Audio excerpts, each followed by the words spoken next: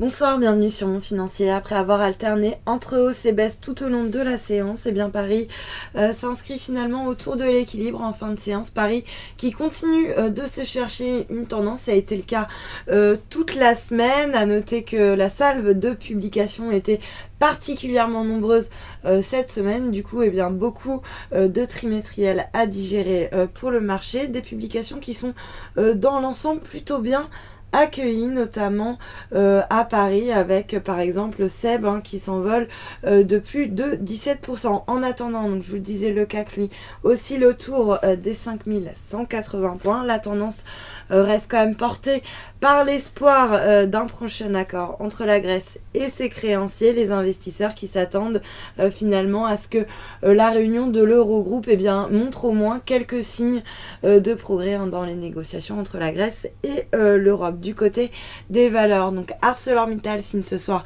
la meilleure performance, un gain de plus de 6% à 9,64 €. À noter que le secteur automobile reste bien orienté. Renault qui vient de publier de bons résultats, puis Peugeot également qui se distingue donc parmi les meilleures performances avec des gains respectifs de 2,85 et 1,8%. Technip en revanche et lanterne rouge, le titre perd 2,56% après avoir terminé en hausse la veille suite à une bonne publication. Et puis la publication d'Air Liquide en revanche déçoit le marché, le titre recule de 1,9% après avoir dévoilé des résultats donc un petit peu moins bons que prévu. Et puis sur le SBF 120, on a donc Seb qui bondit de 17%.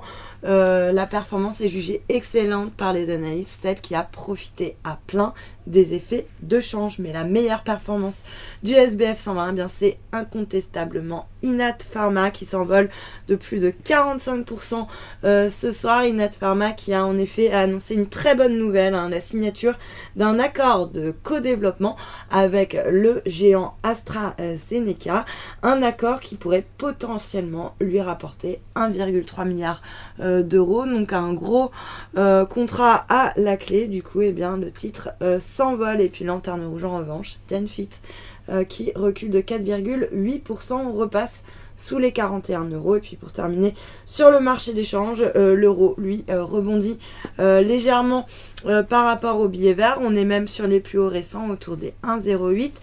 Il reprend un petit peu de hauteur par rapport au yen. Et puis le dollar yen lui en revanche reste à peu près stable autour des 119,30 yens. Voilà pour le point marché. Passez un excellent week-end, à lundi.